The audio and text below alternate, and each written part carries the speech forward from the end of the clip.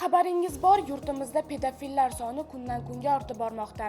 Bu kabi qabihlik, razolat va jirkanchlik botqog'iga botgan kimsalarga keskin va qat'iy chora ko'rilmas ekan, yurtimizda bunday o'ta iflos ishlar davom etaveradi.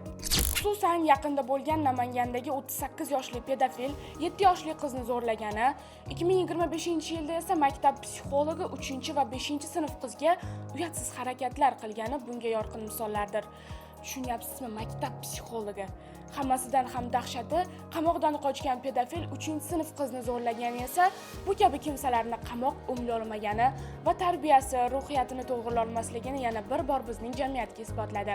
Shuningdek, 2025-yilning yanvar-avgust oylarida 1225 nafar shaxs 12 yoshgacha bo'lgan bolalarga nisbatan turli xil jinsiy zo'ravonlik sodir etgan va bu voyaga yetmagan shaxslarga nisbatan qilingan jinoyatlarning 42.7% tashkil etadi.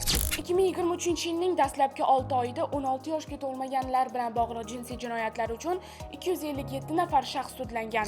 2024-yilda bolalarga nisbatan zo'ravonlik holatlari bo'yicha 2 ta jinoyat ishi va 5 ta ma'muriy ish qo'zg'atilgan.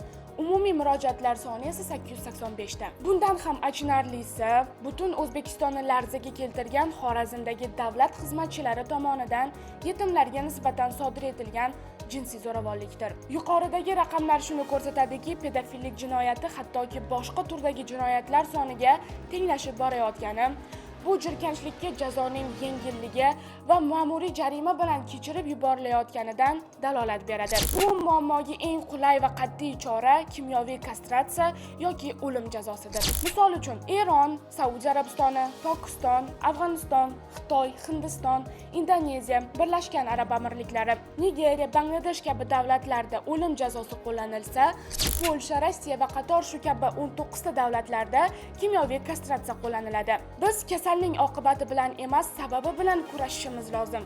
Bizning qonunshunoslar ham qolgan davlatlarning huquq tizimlarini o'rganib, boshqa sohalarga qo'llayvermasdan, bu jinoyatning oldini olish uchun keskin chora ko'rsa, maqsadga muvofiq bo'lar edi. Shu kabi tahliliy materiallarni kuzatib borish uchun Protsess.uzga obuna bo'ling.